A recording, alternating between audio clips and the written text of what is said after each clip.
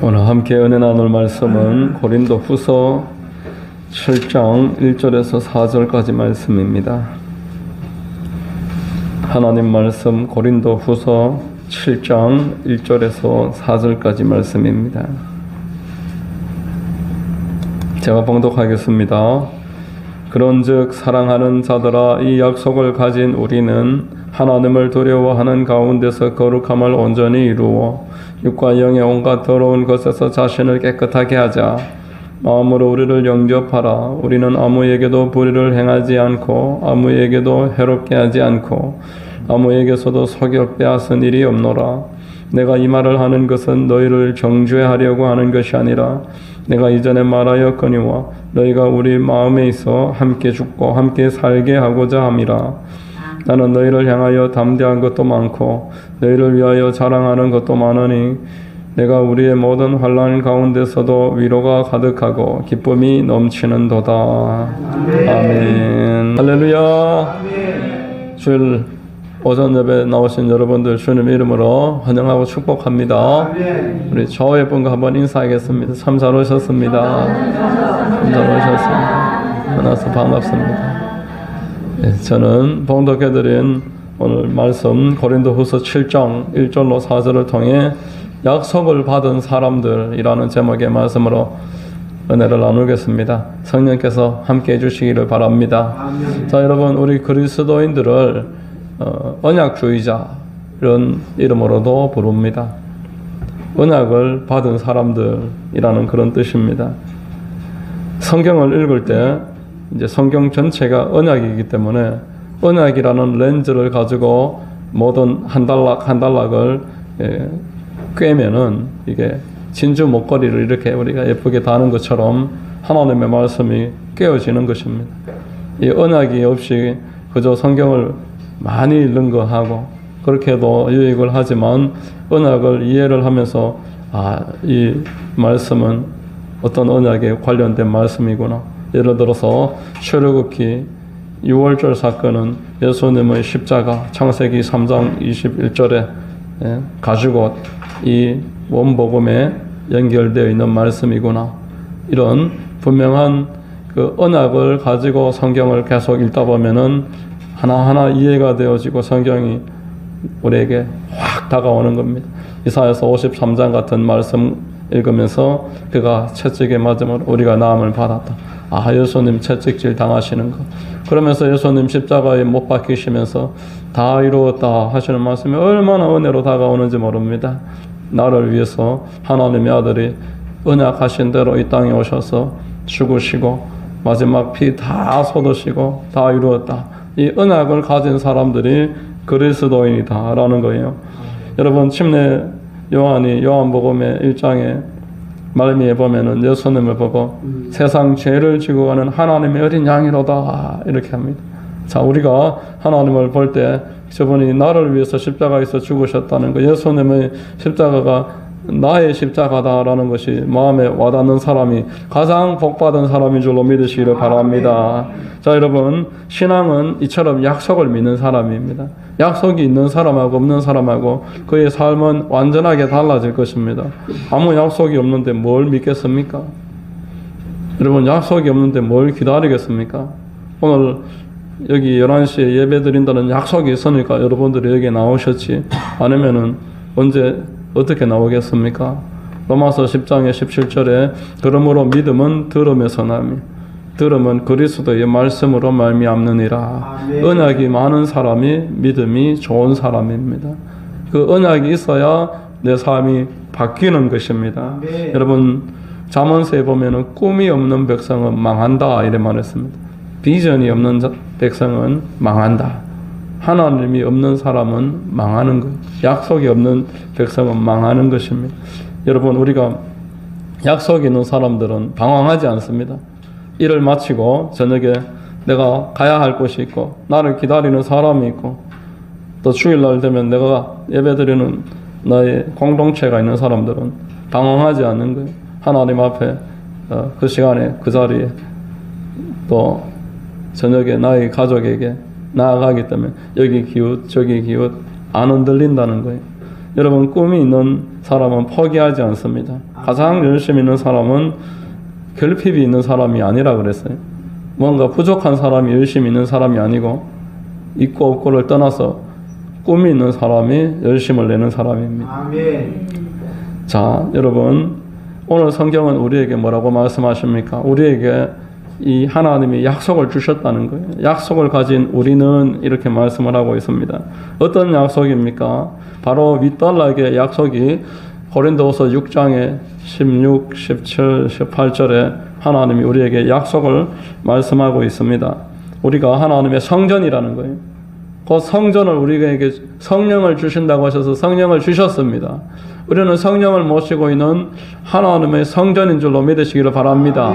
이게 하나님이 나에게 주신 약속이고, 또 어떤 약속이 있습니까? 나를 영접하시겠다 이렇게 말씀하고 있습니다. 17절 말미에 내가 너희를 영접하여. 자, 여러분, 영접, 이게 얼마나 대단한 단어입니까? 영접이라는 것은 생각만 해도 황송한 단어입니다. 누가 나를, 여러분들을 누가 우리 집으로 초대한다, 와서 같이 한번 식사합시다, 이렇게 이야기하는 것과 내가 여러분을 영접합니다.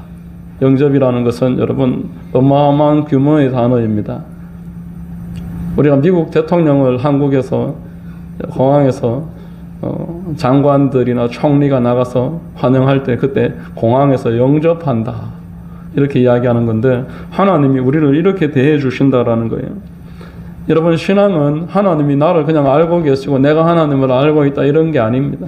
하나님이 나를 이 세상에 수많은 수천만 수십억 사람 가운데서 나를 선택하셨다. 나를 하나님이 그리고 불러주셨다. 그리고 하나님이 나의 아버지가 되시고, 하나님이 나의 하나님이 되시고, 하나님은 나를 당신의 자녀로, 우리는 하나님을 아버지로 이렇게 부르는 관계가 됐다. 상상을 초월하는 단어인 것입니다. 자, 여러분, 내가 하나님 앞에 스스로 종으로 자처한다고 할지라도 하나님은 우리를 아들이라고 말하시고 사랑한다고 말하십니다. 우리 요한복음 3장 16절 한번 읽어보겠습니다. 하나님이 세상을 이처럼 사랑하사 독생자로 주셨으니 이는 그를 믿는 자마다 멸망하지 않고 영생을 얻게 하려 하심이라. 여러분, 다른 말씀은 뭐라도 이 말씀은 반드시 암송하시고 이 말씀을 늘 누리시기를 바랍니다. 어떤 형편에서도 이 말씀을 묵상하십시오. 믿는 자는 망하지 않습니다. 내가 어려운 처지에 빠져도 이 말씀을 묵상하면서 선포하시면 마지막 상황에서 하나님 반드시 건져 올리십니다. 하나님이 쓰러지지 않도록 끌어올리시면 들어올려 주셔요. 우리를 사랑하는 하나님의 사랑이 십자가에서 확정되었다라는 걸 우리가 믿기 때문에 우리는 하나님 앞에 나와서 교회에 오면 제일 먼저 예배 전에 먼저 할 수 있으면 오세요.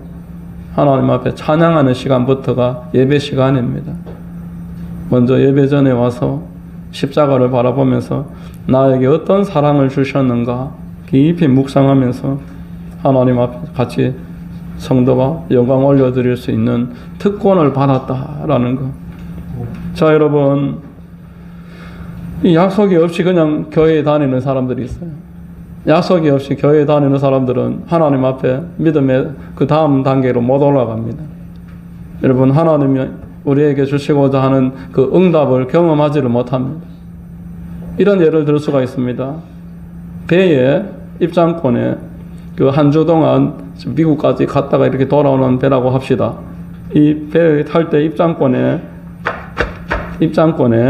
이제 그 일주일치 식사 비용이 다 포함이 되어서 레스토랑에 들어가서 그 식사를 할 수가 있어요. 그런데 어떤 사람이 무지함으로 말미암아서 약속을 몰라갖고 그 값이 포함되어 있다는 무지함에 대한 이해가 이제 결여되어 있기 때문에, 그래가지고 일주일 내도록 자기가 가지고 간 빵이라든지 어떤 주먹밥이라든지 이런 걸 먹으면서 한 주를 보낸다고 하면은 어떻게 되겠습니까? 일주일치 마지막 날 알아갖고 20끼를 한 번에 다 먹을 수도 없고 얼마나 손해가 막 크냔 말이에요. 하나님이 나에게 주신 걸 모르는 사람들은 그걸 구하지도 못하고 누리지도 못하고 그저 세월을 낭비하게 된다. 얼마나 안타까운 일인지 모르겠습니다. 제가 이 김노기 목사님 책을 요즘 몇 권을 연속해서 읽고 있는데 이번에 참 제가 도전받는 게 많았습니다. 이분이 당하는 고난은 상상을 초월하는 고난. 그래서 근데 고난의 그 이유를 하나님이 한 번씩 알려주시는데 오늘 여러분들한테 소개하면은 이해가 되실 것 같아요. 이분이 이제 연단 끝에 80평 정도의 예배당에 기도원을 만들었습니다. 처음에는 아무도 안 왔지만 은사가 나타나고 병이 고쳐지고 귀신이 떠나가고 뭐 이러니까 하나둘 모여서 매일 저녁에 철야를 하는데 이제 빈자리가 없을 만큼 80평 같으면은 지금 우리 예배당이 한 2배 정도 된다고 보면 됩니다. 빈자리가 없을 만큼 매일 사람들이 모이니까 개척 초기에 외로움도 없고 아무도 없으니까 외로운데 그런 외로움도 없고 또 헌금 시간마다 성도들이 조금씩이라도 헌금을 하고 하니까 80평의 예배당에 사람이 가득 찰 정도니까 이제 어느 정도 여유가 생기는 거예요. 그런데 하나님의 계획은 이분이 여기 기도원에서 그냥 끝나는 게 아닌 거, 교회를 개척하기를 바라고 계셔요. 목회를 하기를 바라셔요. 그런데 본인은 이 정도면 나는 만족한다. 나는 사람들 만나서 목회를 하고 싶지 않고 그냥 기도하고 예배 드리면서 문제를 해결해주고 그냥 이렇게 기도원 하는 게 내가 소원하는 바다. 끝까지 고집을 부리다 보니까 생활이 너무너무 안정이 되고 사람들도 많이 모이고 문제도 해결이 되고 만족을 하는데도 하나님은 계속 목회를 해라. 교회를 개척하라. 그런데 본인이 끝까지 고집을 부리다 보니까 8년 동안 2억 5천만 원 사기를 당해가지고 빚쟁이한테 그것도 성도한테 사기를 당해가지고 8년 동안 그 빚을 갚는다고 맨날 사채업자한테 깡패들한테 쫓겨다니면서 결국에는 두 손 두 발 다 들고 개척을 하는 그런 하나님 앞에 순종함으로 말미암아 문제가 해결되는 그런 모습을 봤습니다. 자, 여러분, 하나님의 약속이 있고 말씀이 있고 나를 향해서 하시고자 하는 계획이 있는데 내가 그 계획을 무시하고 나는 그런 계획은 필요하지 않습니다. 나는 그저 내가 하고 싶은 대로 하고 지금 이게 좋습니다. 요 정도로 그냥 만족합니다. 그러나 하나님의 계획이 다른 데 있다고 계속 말씀을 들려주는데 안 받아들이면은 어쩔 수 없이 하나님은 그에 대한 보호를 풀어버릴 수밖에 없어요.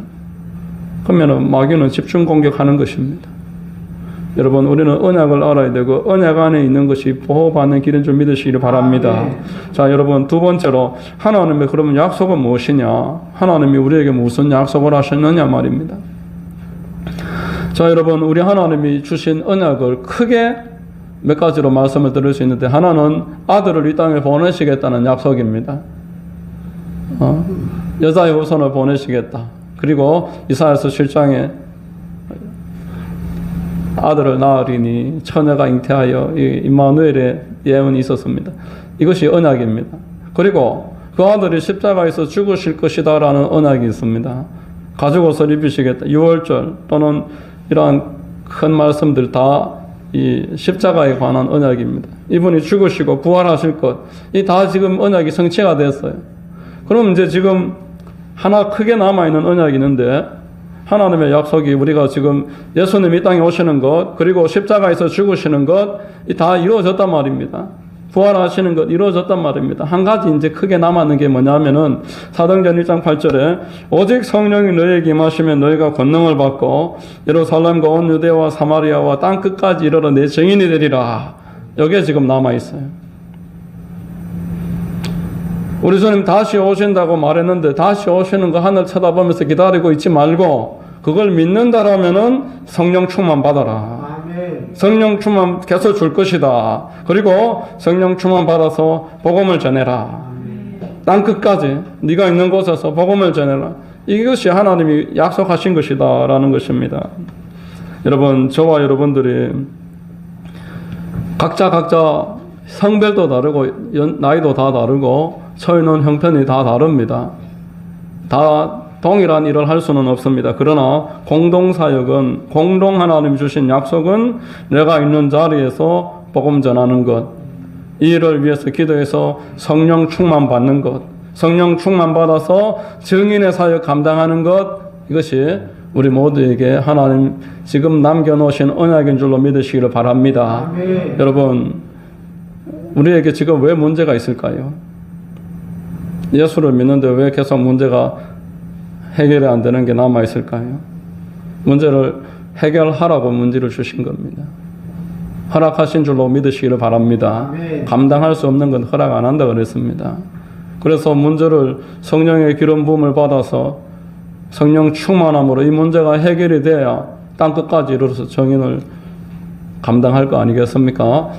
이사야서 10장 27절 그날에 그의 무거운 짐이 내 어깨에서 떠나고 그의 멍에가 내 목에서 벗겨지되 기름진 가닥의 멍에가 부서지리라. 사도행전 1장 8절하고 일맥상통한 말씀입니다. 기름 부음 받아서 문제를 해결하라는 거예요. 하나님이 우리 성도에게 지금 남겨주신 가장 확고한 제일 뚜렷한 언약이 있다면은 성령 충만 받아서 하나님이 정인이 되는 것입니다. 자, 여러분, 하나님은 우리가 기도하고 전도하면 반드시 수고한 그보다 더 크게 갚아주시겠다고 하나님은 약속을 하셨습니다. 자, 모두 우리 약속받은 줄로 믿으시기를 바랍니다. 할렐루야. 자, 여러분 주목하세요. 눈 감고 상상하지 마시고 소리를 너무 잘 듣기 위해서 눈 감고 계시지 마시고 저를 바라보세요. 자, 약속받은, 왜 이 말을 하냐면 지금부터 이게 오늘 핵심입니다. 우리가 이 언약을 받았다는 거 이제는 제가 계속 강조해 드리고 있기 때문에 다 알고 있어요. 그런데 언약 받은 사람들에게 있어서 오늘 본문에서 이제 중요한 말씀이 있습니다. 제가 어제 어느 강의를 하나 들었는데 이런 말을 합니다. 보통 사람들은 어떻게 성공할까 여기에 관심을 가진다는 거예요. 그러나 정말 성공한 사람들은 더 중요하게 생각하는 게 어떻게 하면 실패하지 않는가 여기에 관심을 가진다는 거예요. 우리 가정이 예를 들어서 어떻게 하면 행복할까 남들은 그렇게 말을 합니다만은 진짜 행복하게 살려면은 불행한 사람들은 왜 불행한가? 뭐 때문에 불행한가? 일단 그걸 안 해야 된다는 거예요. 뭔가 잘하려고 하는 것보다도 죄를 안 지어야 된다는 거예요. 이 죄를 피하고자 하는 그런 노력, 이게 지혜입니다. 이게 제일로 중요합니다. 이게 된 다음에 뭔가 하는 게 또 필요하겠죠. 오늘 지금 본문이 말하는 게 그 내용입니다. 약속을 받았으면은 약속받으면은 이제 해야 할 일이 있다는 거예요. 자, 1절 한번 읽어보겠습니다. 그런즉 사랑하는 자들아 이 약속을 가진 우리는 하나님을 두려워하는 가운데서 거룩함을 온전히 이루어 육과 영의 온갖 더러운 곳에서 자신을 깨끗하게 하자. 육과 영의 온갖 더러운 곳에서 자기를 깨끗하게 하자. 예수를 이제 믿었으면 우리가 예전에 하던 것처럼 제사 지내던 일도 안 하고 부적도 안 붙이고 무당한테 가서 물어보는 것도 안 하고 이제 안 하잖아요. 합니까? 자, 여러분 성묘나 제사상 앞에 절을 하고 이런 거 안 하지 않습니까? 이 영적인 일에 대해서는 이제 안 한다는 거 우리가 이제 잘 알고 있는데 하나 부족한 게 있는데 육적으로도 마찬가지입니다. 더러운 곳에서 물러나야 됩니다. 더러운 농담을 버려야 되는 줄로 믿으시기 바랍니다. 하나님하고만 관계만 잘하면 되는 것이 아니고 오늘 말씀을 어떻게 합니까? 육과 영의 온갖 더러운 것에서 자신을 깨끗하게 하자. 더러운 말을 버려야 되고 남의 물건을 훔치는 것, 남에게 피해를 끼치는 것, 다른 사람을 모욕했던 것, 다른 사람에 대한 소문을 드러냈던 것. 사랑은 허물을 덮는 것이라고 그랬어요. 이런 관계적인 중요성에 대한 무지함으로 말미암아서 하나님의 일을 내가 감당할 수가 없게 된다는 것을 오늘 본문은 말하고 있습니다. 내가 예수만 잘 믿으면 되지 사람과의 관계가 무슨 중요하나? 이건 큰 오해입니다. 오늘 본문은 2절에서 이렇게 말합니다. 바울이 마음으로 우리를 영접하라 이런 말합니다. 이 영접하라라고 번역된 헬라어가 코레오라는 단어인데 우리를 따르라 이 말입니다. 우리를 받아들여라. 우리와 같이 연합을 하자 이 뜻입니다. 자, 마음으로 우리를 영접하라. 그 아래에 우리 같이 한번 읽어보겠습니다. 우리는 아무에게도 불의를 행하지 않고 아무에게도 해롭게 하지 않고 아무에게도 속여 빼앗은 일이 없노라 이렇게 말했어요. 바울이 나를 좀 따라라. 우리가 약속을 받았다라면은 내가 지금 하는 걸 본을 좀 받아라. 고린도전서 11장 1절에서 내가 예수님을 본받은 것처럼 너희는 나를 좀 본받아라. 이렇게 말했습니다. 그래야지 우리가 이 약속을 받은 사람으로서 약속을 지켜낼 수가 있고, 우리가 약속받은 사람으로서 형통하게 살아갈 수가 있다고 지금 4절까지 이어서 말씀하고 있는 거예요. 여러분, 제가 몇 번 예를 들었는 이야기인데, 어느 교인이 장날에 시장에 가서 도둑질을 하다가 붙잡혔어요. 그 주인한테 흠씨 두들겨 맞았습니다. 고무줄을 주머니에 넣다가 잡혔어요. 그래가 뺨따구를 한 5찰 맞고 막 업어치기를 당한 거예요. 그래갖고 들어 누웠습니다. 온 동네, 좁은 동네에 소문 다 났어요. 그런데 목사님 귀에도 들어갔어요. 주일날 아파서 들어 누워갖고 예배를 안 나온 거예요. 도둑질 하다가 얻어 맞았는데 찾아가야 되나 말아야 되나 고민하다가 그래도 교회 안 나왔으니까 찾아가서 어때 좀 괜찮아요? 이렇게 물었더니만 이제 일어나더랍니다. 괜찮습니다. 스데반 집사는 돌에도 맞았는데 내가 뭐 몇 대 맞은 걸로 이 정도는 아무것도 아니지요. 이러길래 목사님이 기가 막혀가지고 스데반 집사는 전도하다가 선교했는데 자기 도둑질 하다가 뺨 맞은 거하고 비교를 하길래 기가 막혀가지고, 자 여러분, 우리가 만약에 도둑질 하다가 잡히면은 어찌 되겠습니까? 전도의 문이 닫히지 않겠습니까? 하나님의 영광을 위해서 살아라고 그랬는데, 여러분, 사람들한테 손가락질 당할 그런 일을 하면 어떻게 되겠냐라는 거예요. 전도의 문이 어떻게 되겠습니까? 자, 3절을 한번 읽어보십시오. 3절 같이 한번 읽어보겠습니다. 내가 이 말을 하는 것은 너희를 정죄하려고 하는 것이 아니라 내가 이전에 말하였거니와 너희가 우리 마음에 있어 함께 죽고 함께 살게 하고자 함이라. 이렇게 말합니다. 내가 정죄하려고 지금 이 말 하는 게 아니다. 여러분들을 부끄럽게 하려고 이 말 하는 게 아니라는 거예요. 여러분들이 이 말 듣고 교회에서 주눅 들고 있으라고 그 말 하는 게 아니라는 거예요. 이렇게 하는 게 신앙생활이라는 거예요. 이렇게 하는 게 주님과 동행하는 것이라는 거예요. 이렇게 하지 않으면은 하나님의 교회에서 스스로 분리됩니다. 죄는 그 특징이 분리의 역사가 있습니다. 그리고 달게 시작하는데 씀으로 끝납니다.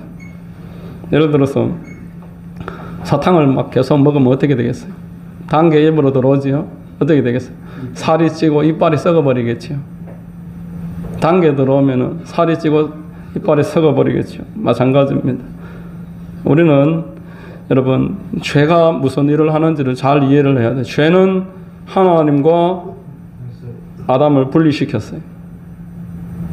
그리고 죄는 사람과 사람을 분리시킵니다. 가인과 아벨이 창세기 4장에 보면은 바로 분리하죠. 둘이 쳐 죽여버리죠. 그리고 5장부터 얼마나 죄가 만연한지 결국에는 6장에 가면은 창세기 6장에서 심판을 당합니다. 이 죄가 하는 일이에요. 처음에는 달게 시작하는데 씀으로 끝나버린다는 거예요. 죄는 하나님과 사람 사이를 이간질시켜서 분리시켜버린다는 거예요. 망하게 만드는 겁니다.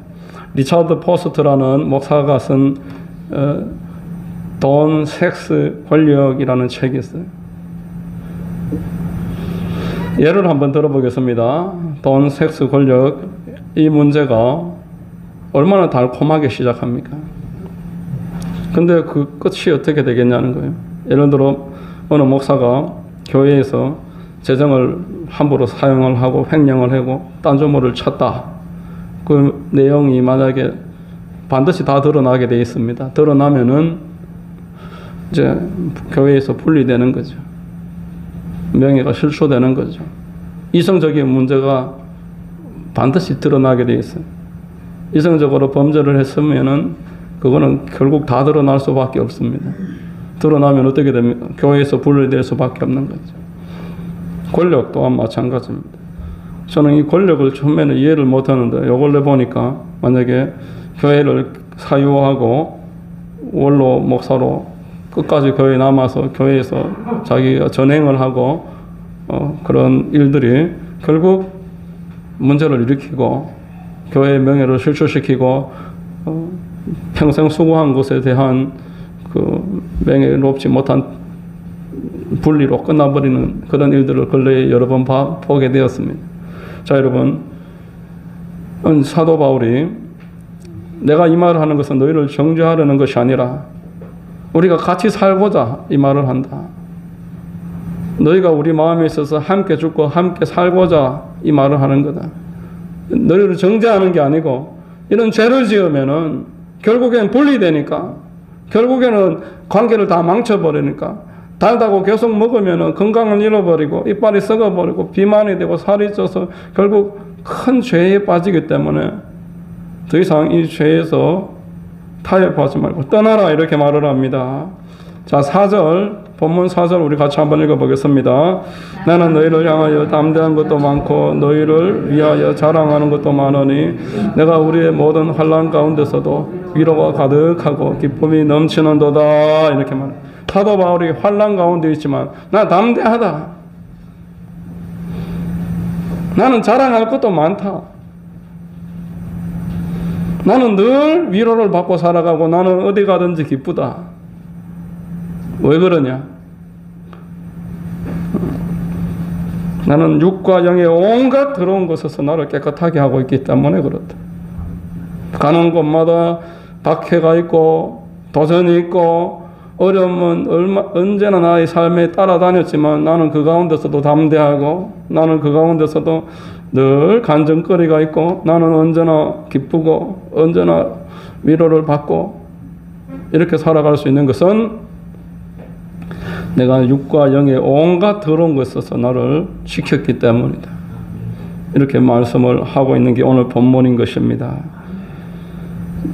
마음으로 우리를 영접하라. 우리처럼 좀 같이 살아라. 우리는 아무에게도 불의를 행하지 않고 아무에게도 해롭게 하지 않고 아무에게도 속여 빼앗은 일이 없노라. 내가 이 말을 하는 것은 너희를 정죄하려는 것이 아니고 너희들이 죄에서 멀어져서 너희들도 나처럼 담대하고 자랑거리도 많고 위로도 받고 기쁨도 넘치고 이런 복된 삶을 살기를 바라기 때문이다. 약속을 받은 사람들은 약속을 믿고 기도하면서 전도해야 하며 동시에 반대로는 내 삶의 이 거룩을 꼭 지켜야 되는 걸 믿으시기 바랍니다. 이 거룩을 지킬 때에 우리 하나님이 우리에게 약속하신 걸 더 넘치게 해주십니다. 여러분, 우리가 깨끗하면 하나님이 약속을 지킨다는 게 아닙니다. 하나님이 약속을 지키셨기 때문에 우리도 깨끗하게 하나님의 약속을 기다리자라는 겁니다. 약속은 여러분 쌍방이 하는 거예요. 하나님만 나에게 약속을 지키는 게 아닙니다. 하나님의 약속을 받았으니 하나님이 나에게 신실하게 아들을 보내셨고 십자가에서 죽으셨고 부활하셨고 성령도 주시고 지금 교회가 막 일어나고 있으니까 그 가운데 성도들로서 살아가면서 그 복음에도 참여하고 성령도 받아야 되고 기도도 열심히 해야 되지만 한편으로 생활 가운데서 자기를 잘 지켜라. 아니면은 아까 그 김노기 목사의 이야기와 같이 하나님의 약속이 뒤로 연기되는 겁니다. 연단을 피할 수가 없어요. 왜? 죄가 하나님과 내 사이를 지금 가로막고 있으니까. 죄는 결국 달게 시작하지만 쓰게 끝나는 게 특징이니까 죄의 삭은 사망이라고 그랬어요. 그러므로 저와 여러분들은 죄는 어떤 모양이라도 버리시기를 바랍니다. 아멘. 모든 죄에 관해서 우리는 버리셔야 돼요. 아멘. 그래야 하나님의 약속에서 내가 스스로 차단하는 것을 해제시키고 하는 일에 계속 열매가 나타나게 될 것입니다. 아멘. 여러분들이 오늘 이후로는 더욱더 이 말씀을 깊이 이해를 해서 나는 약속을 받았으니 이 약속을 누려야 되겠다. 하나님이 신실하게 약속을 지키셨으니 나도 하나님 앞에 약속을 지켜야 되겠다. 아멘. 이런 은혜가 있으시기를 주의 이름으로 축원드립니다. 아멘. 기도하겠습니다.